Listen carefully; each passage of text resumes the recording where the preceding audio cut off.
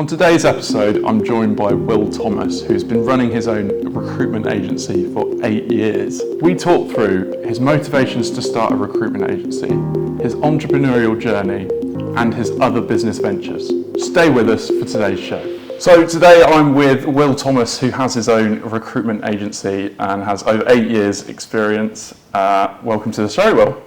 Thanks so much, lovely to be here. Could you just tell us a little bit about your background first of all?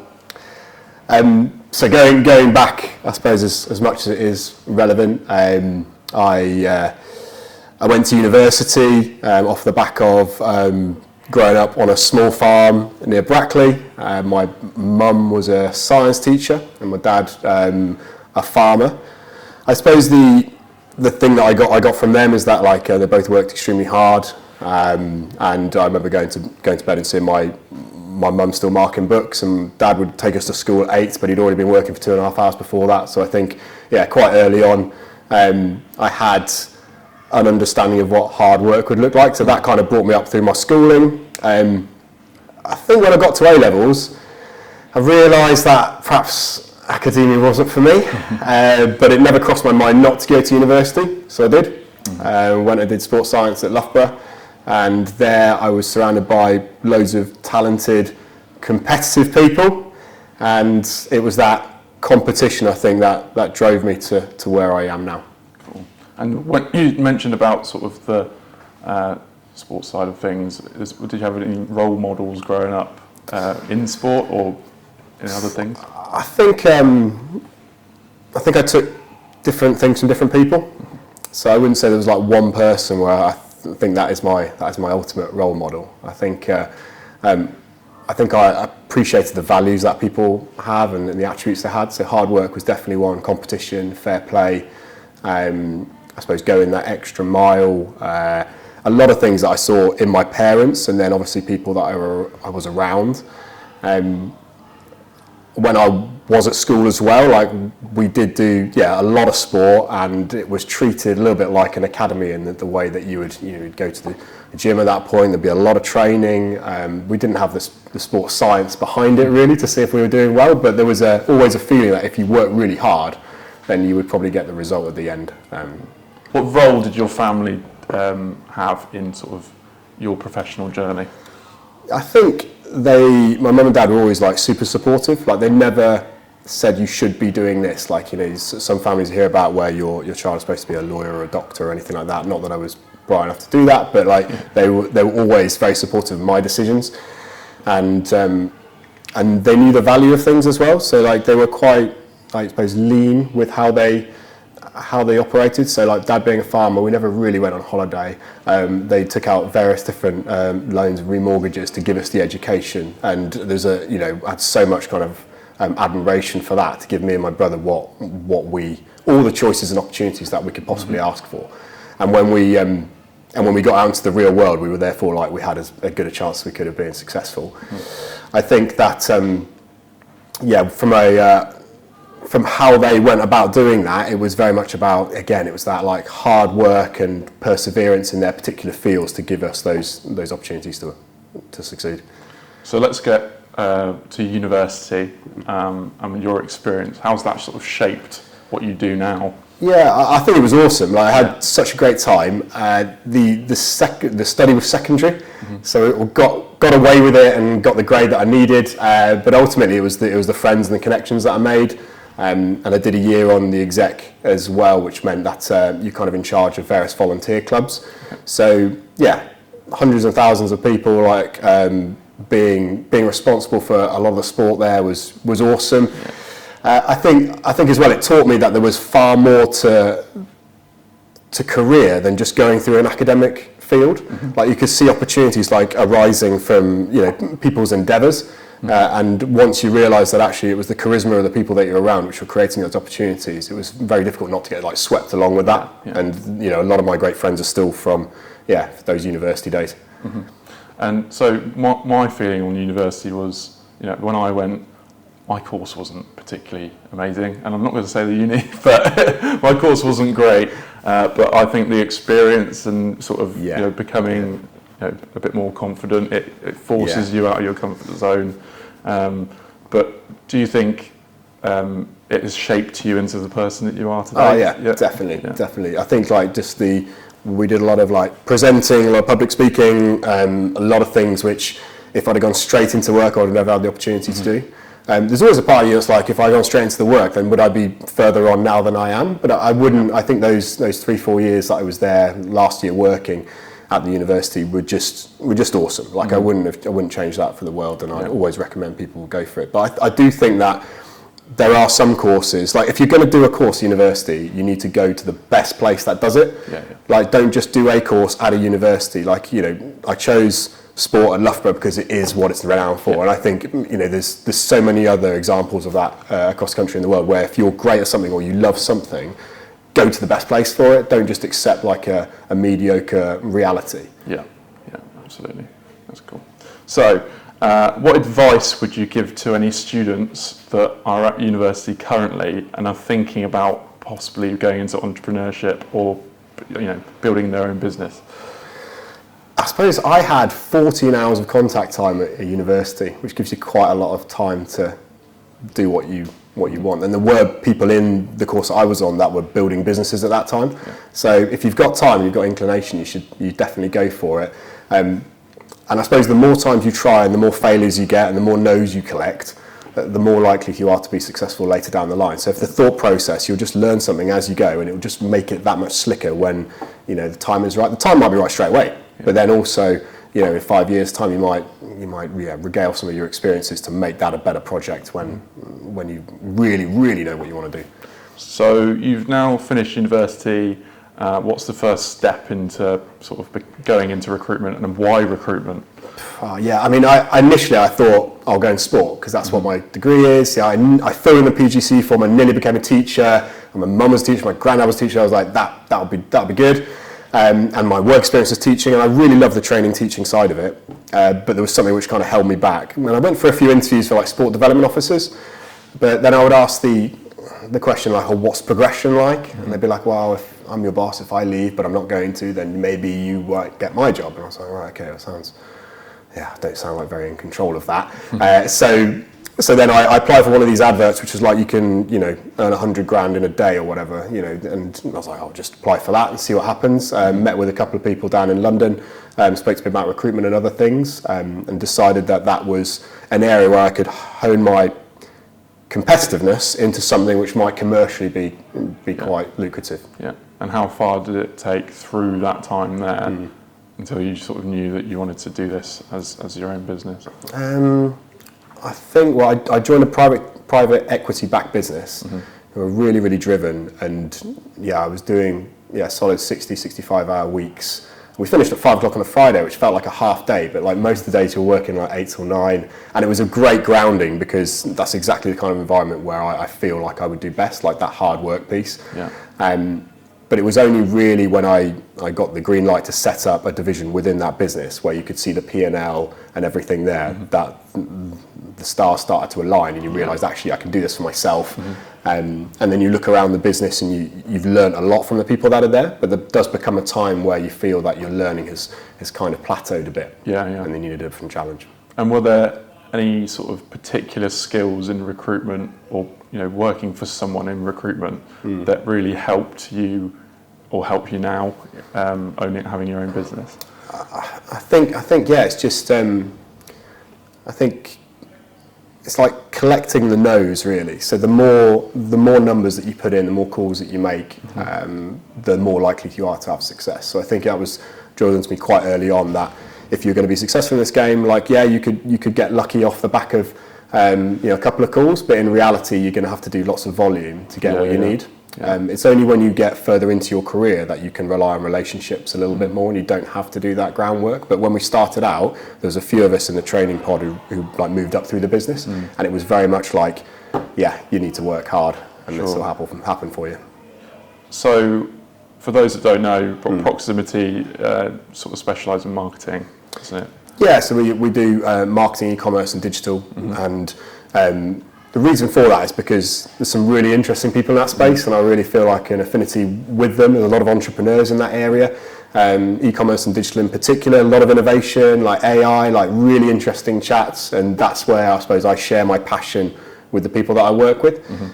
Recruitment, obviously, you can recruit for anything, but I think it really helps if you're in a space where you love what you do, you love listening to the stories, and you've got really close alignment with the people. Yeah.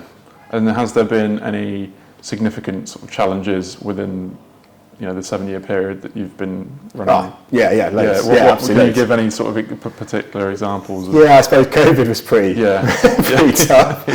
When everyone, digital and e-commerce is an area, unlike finance, for example, whereby if things are going really well, people recruit in that space. Yeah. But if things are going badly and there's restructuring and redundancies, like digital marketing and e-commerce is kind of first on the chopping block. So it's quite an up and down market. And COVID was when things shut down, and I start every month on zero pretty much, because I do majority permanent, I have a few contractors, but like majority permanent. So when no one was recruiting, that was pretty difficult. And so obviously I've had a look at your background and your LinkedIn, and it says about Proximity in the States now. So what made you do that and sort of go across the pond into America? Yeah, I think one of the most difficult things when you run a business is like continual focus, and I've strayed slightly on that one. So it does. I spoke to a few people in the market that I know and trust, and it feels like America is an opportunity. But at the moment, that's quite embryonic. It's led with content, starting to build things up, but really it's the UK market that we're focusing on at the moment. Cool. So what does entrepreneurship mean to you? We asked this to everyone, so it's good to hear from you. Yeah. I think when you're working in a business, like one of the reasons why I left my business is because I was in a meeting with a senior manager, and he suggested I needed to toe the line on things, which weren't necessarily things I agreed with. But the phrase "toe the line" stuck with me a little bit. Because it's like, why should I be towing the line when I don't believe in what I've just been told? So that was one of the motivations about owning and controlling your own thing. And one of my good friends said to me that I'm very good at giving advice, but not very good at taking it, which probably means that my career in life is best served by owning and running my own thing, really. It may thwart my development and the growth of that business, and I'm working on that to adapt, but ultimately, like you want control, you want to make your own decisions, and I suppose I had a wider view of life as well. Like I've got 3 kids now, like health's really important to me, friends, family, working from home, like there's a blend and a flex there, which if someone is telling you how to work, you're not going to get. Okay. And would you have any advice for anybody, young person or older, looking to perhaps start in recruitment or start their own thing in recruitment as a recruitment agency? Yeah. I think if you think about something every day, which is what I did for like 6-9 months, you should probably do it. So if you're in a place now with your recruitment consultant, you've got the skills, you've got some reasonable commercial understanding. It's not a difficult business model, and the barrier to entry is pretty low. Like hard work is the thing that will make you successful. Then I would say that you can definitely do it. But I think we heard it before, where like change happens when the pain of staying the same is greater than the pain of changing. And I think actually a lot of people in recruitment find that, where they go, actually, I can do this, I'm doing this, I'm making a lot of money for this business, and there's no reason why I can't do it for myself and live a better life and have a better relationship with all the people that matter. So moving on to this hobby, is it a holiday sort of letting hobby / other business? What has sort of led to having property and stuff like that? So I think it happened when my wife and I were in Norfolk, and we were staying like a property we rented through an agent for a holiday, just a week. And I was looking through the guest book, and I was like, I've had like 46 bookings this year, and we paid like £800. It's like a 2-bed place, like in the middle of Norfolk, and I was like, there's got to be some money in there somewhere. So I went away, did some research on it, and started saving from the profits of recruitment to then put into this trading holiday let business. And we have a property in Sheringham, Munsley, which is just south of Cromer, and then one in Stow-on-the-Wolds as well. And they're managed by agents, and also we have cleaning companies and management companies because obviously they're further away, so you can't really get out there, but although we do. And it's like a business with benefits as well. So if we're on a holiday out in Norfolk, we have a place. And it doesn't matter that it's bank holiday, like we're going there this weekend. It doesn't cost us anything apart from the clean over and the change. Sure. So it's another business, but it's a trading business. Whereas if you did residential buy to let, then it's not, and there are various tax implications of that. Yeah. Okay. Would you recommend sort of holiday letting over residential letting? I don't know residential too much. It's tough. I would say that the government are changing things on holiday lets now, so it's more difficult to get into. But I think if you have an inclination to want to use it, make use of it, and create a business, then it's a good way of doing things. But the mortgages are more expensive because they're more niche, and then all the costs that come with it as well. And working with people, crikey! Like, so I've had complaints that the milk jug is too big. I've had complaints that the egg cup is too small. Like, it's actually mental. So you're working with the true people of the world that have opinions on things, and you can't cater for everyone. You just have to do your best. So, was it always the plan to have property or go into some sort of property? Yeah. So I've always felt that, and it's a bit silly, but there's a lottery ticket called Set for Life, isn't there? 10 grand a month. Okay. So I think reasonably that is a good aim for anyone, right? So 10 grand a month, 120 grand a year. If you're in a business and it's PAYE, you have to earn 205 grand, and after tax you'll get 120 grand. It's quite a big ask. Like, you can do it, of course, but it's quite a big ask. Through your own business, it's easier if you have various revenue streams, passive and non-passive. So the aim was to diversify to a point where I could move towards that goal of having 10k a month. And so what would you say is the most rewarding thing about having these the properties? I think you learn so much. Yeah, you just learn so much. So just the various challenges with people, with businesses, like the financial implications, the commercial stuff. It's just really interesting to run a different business and have your mind stretched in a different way, because if you're doing the same thing all the time, like, focus will make you successful, but I suppose variety of spice of life as well. So you want that, and you want other things to think about too, and you want to feel like you're progressing. I think, like, in my opinion, like, my happiness is driven by progress, and that can be like, we moved house last year and that was really great, or like, growing the family, that's awesome, and growing the business in different ways. Like, if you can push forward on all things, then it just makes you feel like, people talk about getting stuck in a rut and things like that, but if you're moving everything forward, you're never going to feel like that. It's always going to feel positive. Has it been difficult to sort of juggle the two, recruitment agency and maybe even one in America now, and the property side of things? Yeah, I think there's times. There's times where you're like, I just wish it was just one thing. Sure. But I think when you're looking long-term, bigger picture as well, like, we all know that if you get into property at the right time over 10 years, you're not going to lose. As I said, recruitment, I start every month on zero, so you can have some bad months. But then if in July and August, for example, you're propped up by the property business because everyone's on holiday in your I suppose in your chalets, then that's a good thing, right? So I suppose it's about, especially on the property side, about outsourcing bits of it as well, as you said, about the cleaning and the management in some aspects. Yeah, exactly right. Yeah. So I think with any entrepreneur, you'll know what you're very good at, and if you don't, you will quite quickly, and then you have to delegate as much as you can. Yeah. I have like what I call like a fire team, so I've got all these people that do different things for me, and built them up over the last 8 years, people that I trust, that I know will deliver everything that we need in that particular area. So, you've got an accountant, you've got a mortgage advisor, anyone that you need, social media, anyone that you need, you have those people, and it just allows you to focus on what you do. And if you're a good entrepreneur, the stuff that you do will be the commercial stuff, which will make a difference to the success of the business. Everything else can be delegated. Yeah. And so having the property, having the properties, having the property business, having proximity, is that all about building some sort of legacy, or is it, what's the end goal? Yeah, legacy. Crikey, that's I don't know if legacy is the word. I think my aim was always to get to a point where the risk isn't too great in a number of areas. So that's the diversification piece. That my kind of family want for nothing, and my kids have all the opportunities and chances that I was afforded, which made a big difference to me. And I think if I can do that, then I think that will be good enough for me.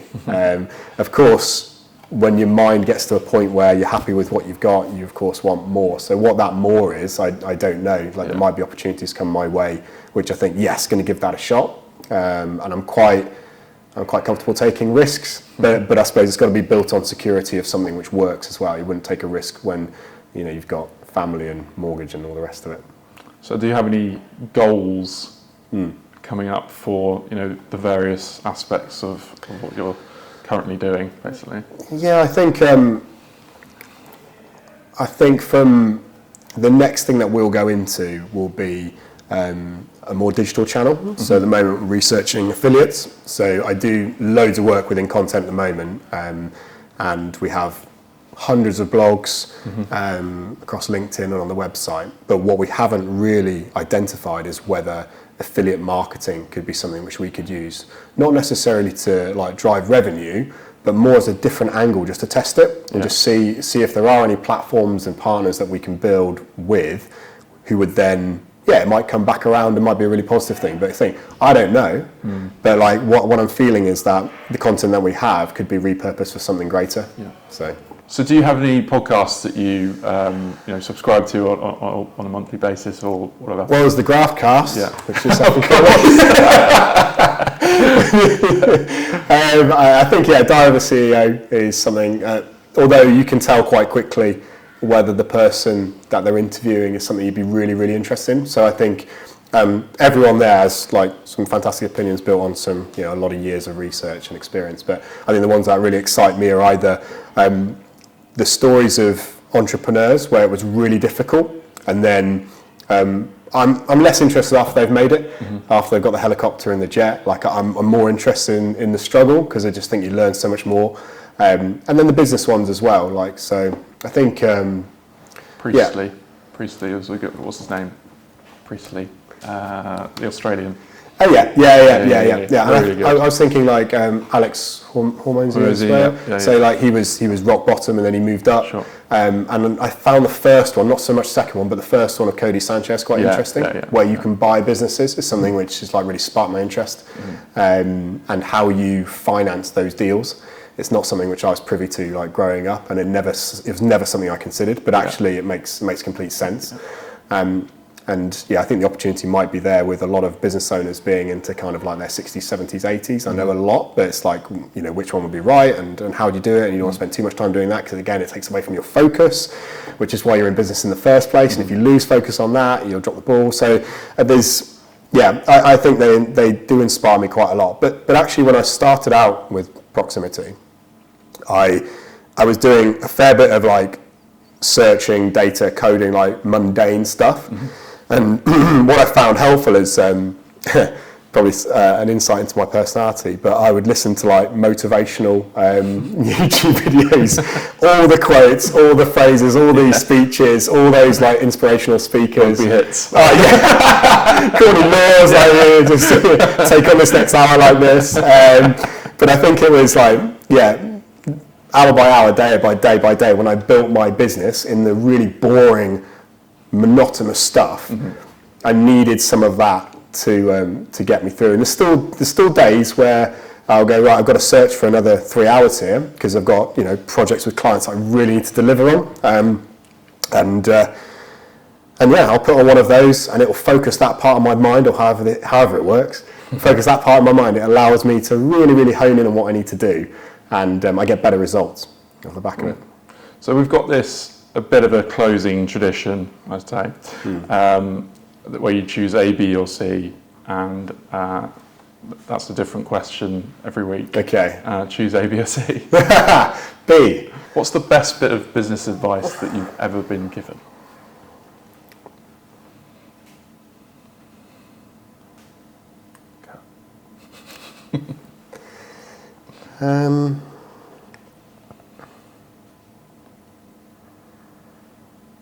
That could be given to you by someone, or it could be inspired by someone on LinkedIn or through a podcast or something like that. Has there anything really hit home? I can't remember if there was anyone in particular that gave me like a straightforward piece of advice with it. My dad was always fairly candid as kind of not to like push me down an avenue, let me make my own choices. But I think if what I have seen is that, like from him, for example, is that he's built a life now where he's having a comfortable retirement off the back of everything he could have wanted to achieve. And I think if you look bigger picture and you just keep putting the blocks in place, like, you know, I'll be doing this for another 25 years probably. If I keep doing what I'm doing in 25 years' time, we'll have exactly what I should be having. Great. Thank you very much for coming on the show, Will. Thanks so much for having me. Cheers.